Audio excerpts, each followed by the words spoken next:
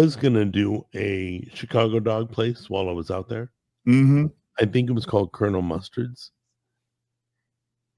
I don't think I've heard of that one. There's so many though, Jack. But, I mean, it's but Chicago. if you recommend, I'll do a Italian beef, and then you and I can discuss doing another food tour. You could literally the same day, like the same week, like for lunch, do your hot dog tour, and for night, go back to the same restaurant and get their Italian beef. And it would be amazing because these places are, and they're so reasonably priced. Like Portillo's is crazy. The mom and pop places, they're still very fairly priced. You know, for the foot long Italian beef, and it's like 3 pounds of beef. I swear to God, Julio, it's so amazing. And then they throw the mozzarella and the hot Giordano peppers or the sweet peppers, and then you can order. It comes with fries, and they've got so many. Could you join us and recommend a place? I could recommend 10. I'll take care within like 5 blocks. All 3 of you show up. I'll feed all 3 of you. Just show up. I appreciate it. Let's hang out. That would be amazing. Mm-hmm. That'd be fun. Dave, you should go to, because you're I'm in like I said, DC, but Dave, Dave and Jim are from Chicago. I'm from Maryland. I'm in Chicago. Like Jack, you go on a bourbon hunt with Dave. Yeah. Dave, that'd be you could do a bourbon hunt with me, Jack. Have you ever cooked with bourbon? Have I ever cooked with bourbon? No, I prefer to drink it. Like like marinate chicken in it. No, I don't. No. We do have a question about your chicken. Yeah. Sometimes it's a little raw, dude. You know what? They're always 165 or higher. All of them. I know, but I don't want to see blood come out of my chicken. I want whiteness. No, that's okay. That's what you guys can. You know what? That was the years of learning. Sure. You know, but I temp all my meat now because of that. So I've learned what else have I? Oh, filling like a whipped cream piping bag in a glass, where you put the bag in the glass and then jam all your cream for your cake, your frosting. I learned that. I've learned more from my viewers than I've taught them. Oh, so like the raw chicken thing, people in your comments like, hey, Jack, dude, that chicken was a little rare, dude. Yeah, so I went back, I looked at it, I said, you know what? I should really temp. Don't be a lazy frick. Have you ever sous vide on your show, Jack? Oh, yeah. Freaking love it. Yeah, sous vide is great because it cooks the meat perfect, and then you get that char afterwards for it takes 3 minutes to, get that char on your steak or your beef or chicken, whatever you're eating. You can leave it in the water. You can leave it sous vide for like 4 hours. Yeah, and it doesn't keep cooking. It's crazy. If I had a top 5 cooking with Jack video list, yours, what's it? Sous vide, the lazy man's omelets. Yeah, I must have watched that video 10 times. I just enjoy it so. The marker, like a ham, onion, you're just jamming stuff in the bag. I'm like, I've never heard of such a thing. You know what? It worked. It came out delicious. It wasn't dangerous health-wise. It wasn't in long enough. It really wasn't. But sous vide, honestly, you can't believe it when you do it. You're like, oh, throw your beef in a bag, and 2 hours later, come back, and it'll be cooked medium rare. And you're like, sure. And then you take it out of the bag, you throw it on your cast iron skillet, and you give it the char for 2 minutes on each side, and you cut it, and it's perfect every time. It's not even a question. It's perfect. You have one of those ones. Oh yeah. What brand did you go with? I can't remember. I could go look. Anova or something like that. Anova, yeah. The app is awesome. It alerts you when it's done and all that stuff. Yeah. Yeah. Okay, try this next time you do it. Do you put like butter and garlic in the bag? No, I just season it with the salt and pepper, and then I get my olive oil or my butter super hot when I throw it in the cast iron skillet. That's how I do it. Yeah, it's great. Yeah, I like it. Yeah, it's really nice, especially because it could be frozen or thawed out, it's the same cooking time, guys. It's I no know. different. It takes it's an Scary. hour for your 2-inch ribeye for medium rare on 135, whether it's frozen or not, and it comes out the same, tender and perfect. Do you have a wireless thermometer for like barbecue smoking? I'm getting my Traeger tomorrow. So, oh yeah. I'm Are getting my you getting a Traeger tomorrow. wireless thermometer? Yeah, it's going to be the Bluetooth thing and all that Yeah. stuff. Yeah. That's amazing. Mhm. You also, if you for $24, you get a smoking tube. So if you want a cold smoke on your Traeger, you don't want any heat, Mhm. leave it off. Light the smoking tube. Close the lid with the fish or the meat underneath, and then cold smoke or your cheese. Oh, Cold cool. smoke it so it doesn't melt. You'll love it. It's called a smoking tube, and Yeah. it will burn for 4 hours and So it's smoke. it's 4 kind of hours. like what they do with bourbon now. Like you can Yes, infuse your yes. bourbon with smoke. Have you smoked bourbon? No, I Oh my haven't done gosh. it, but I've seen people do it. You can buy He like snorted stuff it. you can infuse your bourbon with smoke, and Smoking gun. I did a video on that too. yeah, I bet that's good. I bet that'll be fun if you try that. yeah. I can imagine like smoking some Gouda cheese in your Traeger with a cold smoker would be awesome. You just buy regular Gouda yeah. and then throw some smoke in it. Mm. And if you don't want to buy a smoker, you can do it on your Weber. You can do it in your kitchen. I mean, not you would want to, but any smoker will do a smoking tube because you're not using any barbecue can be Right. a smoker. You're just containing the smoke in a Yes. confined space, right? Exactly. That's what I'm trying to say. Right. And struggling. But yeah, exactly. Hey, why did you get into bourbon, if you don't mind me asking? Well, I have 4 kids, Jack, and Uh-huh. from the time I was From the bourbon? 26, no, from the time I was 26 till I was 53, I never drank. My kids never saw me drink a drop of alcohol ever. Right. And then, believe it or not, I was watching a live stream with this guy named Nick Ricada.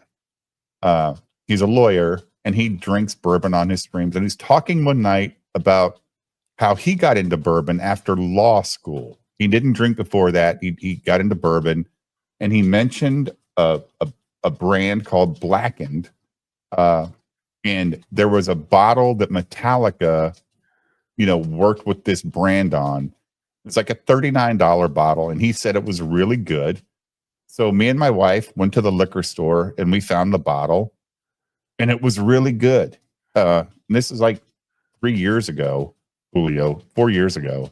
Mhm. And from then on, he talked about like Angel's Envy, rye and Caribbean rum casks.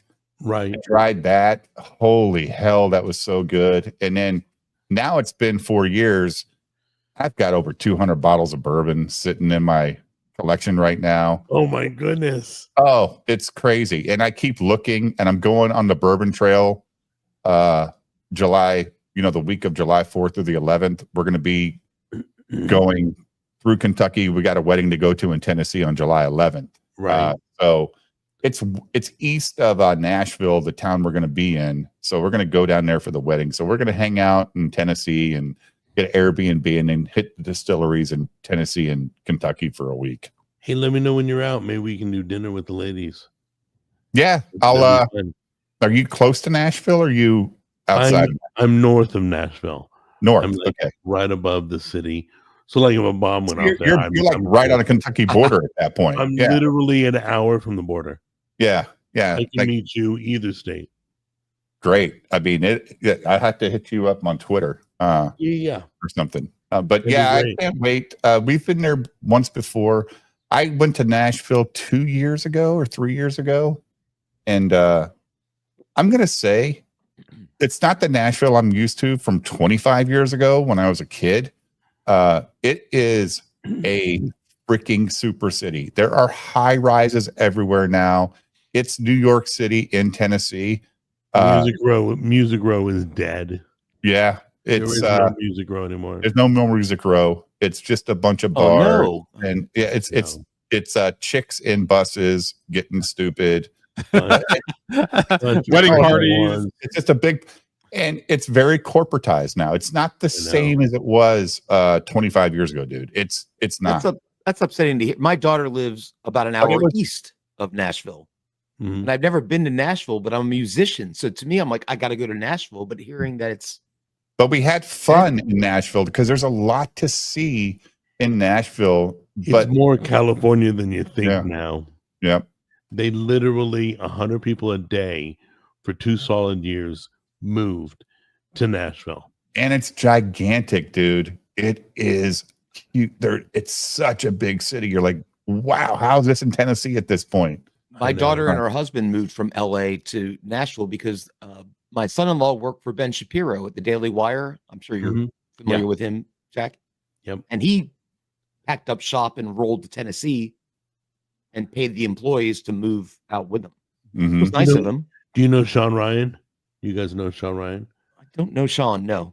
He's like Green Beret. He's Oh got, yeah, like- yeah. I do know him. Yep. He's in Nashville.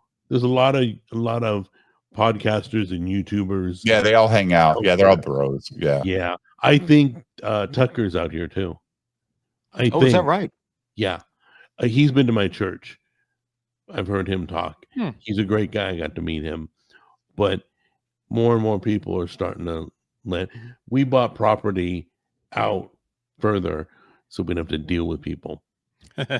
So they couldn't develop like right on us. Yeah. You know. Yeah, I've watched some of the podcasts that you've done about the COVID situation in 2020. I mean, I can tell you we're all on the same side here, Jack, in terms Yeah. of that sort of thing. Right. So, You know, it's funny. I would go to review restaurants mhm. and I would take remember, I'm sure you've seen the videos. Yeah. I would take my mask off and go, I can take my mask off because I'm at the magic table. If you're sitting at a table, you're allowed to take your mask off because it's magic. It's magic. Yeah. Made no COVID is sense. not allowed to come near the table. hmm How stupid was that? It was the whole thing was ridiculous. How about Ice going cream. into a restaurant and there's plexiglass separators? I know. What are you doing, dude? What is this? It's not stopping anything. What are we doing? I fortunately lived in rural Pennsylvania at the time. Right. Nobody was wearing masks up there. No. Just doing that shit. Like, No, nope. in fact, a bunch of rednecks would walk into Walmart. They're like, "Gotta wear a mask." You're like, "Yeah, I will wear 2 next time." They just keep walking. Yeah. Nobody out here wore a mask. No. We Speaking of refuse. Walmart, Jack, good segue. Yeah, Your sauce that you sold, it made it into Walmart, correct? yeah. How did that made it in do? And what was that? How did you get it in there? And what happened? Because I don't think it's available anymore. Walmart was a bitch. Okay. They were awful, the worst ever. Almost as bad as I think they were worse than Amazon. Hmm. They were horrible. They were Is that- horrible. Because they wanted so much out of you, or They they wanted you got to get the certain box and it's got to be perforated. Like, what the frick? Do you want my sauce or not? You deal with it. No, if you're gonna bring your sauce, you got to be here between 4 a.m. and 5 a.m. and you gotta. So I set up my sauce display. They said, no, your flavors are wrong. I'm like, what the frick does that mean? You have to stripe them. So barbecue, hot, and are you freaking kidding? That's I was their there business. for 2 hours. It's They a sauce, still- for fuck's sake. Just Yeah, sorry. Put it on the Jack. shelf. no, I'm serious. Don't worry about it. I was so pissed. And my brother worked for corporate in Bentonville. Mhm. So that wasn't why I was there. But he worked for them too. And I'm like, they're just jerks. They're horrible. Literally horrible. And then they would I literally loaded, I striped all the flavors. It was picture perfect. The next day, the manager threw all of them in a shopping cart and put it in the back. Mhm. I hated it. How long was it available for Walmart? And did you? Hold on I one mean- second, Julio. I'm going to answer Goat Baja real quick. Oh, I apologize. Yeah. I think I've heard of that bottle, and I think it's about $25,000 for an 81-year-old Macallan. And when they get them in the stores, it's already sold. People are waiting to buy. That's a lot of money. What is that? What is that other bottle? I don't think it's bourbon, but it's called Van Winkle, I think. Oh, it's bourbon. Pappy Oh, Van it is? Winkle. Yeah, yeah. Holy frick! How much does that bottle cost? Depends. Like a Pappy, a 10-year is anywhere from $900 to $1,200. Then you can get the 12-year for about $14. I've got the 10, the 12, the 15, and the 20. So it depends on age. Yeah. I wouldn't want to drink it. I just look at it and be like, I wouldn't touch I it. got it. Hey, Derek, I was that way when I started collecting, but then I watched some other bourbon guys and go, dude, they said bourbon's a social thing. You don't buy bourbon to collect it. You buy bourbon to share it with people. Right. And it makes sense. Like like tonight I opened my Eagle Rare 17. I opened my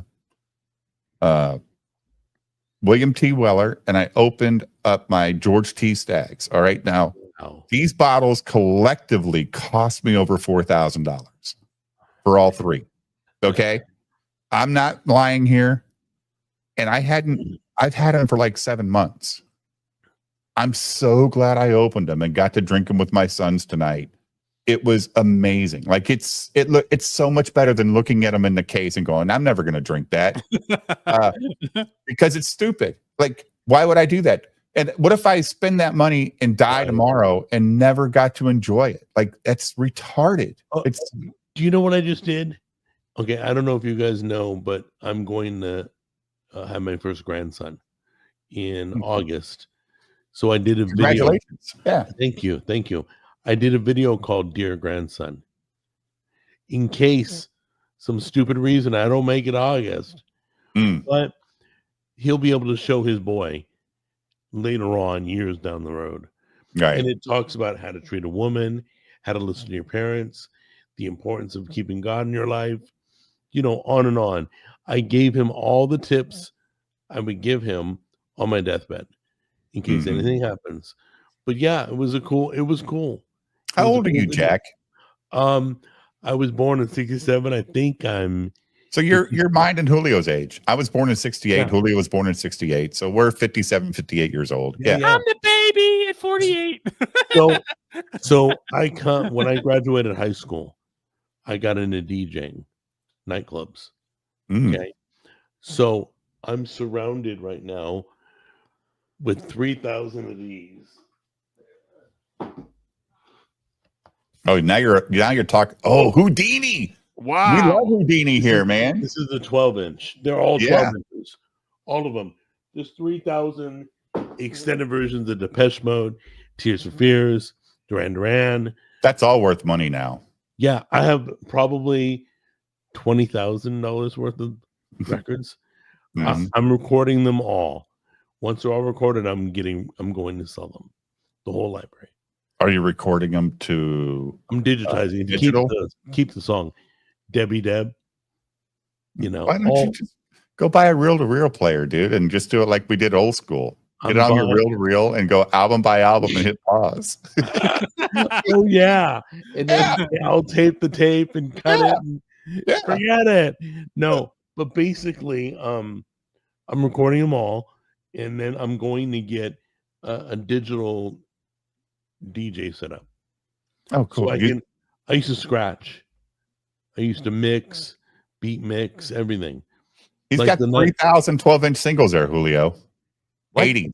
He's got 3,000 12-inch singles from the 80s. Oh, wow. I promise you, I got Billy Out of White Wedding on white vinyl.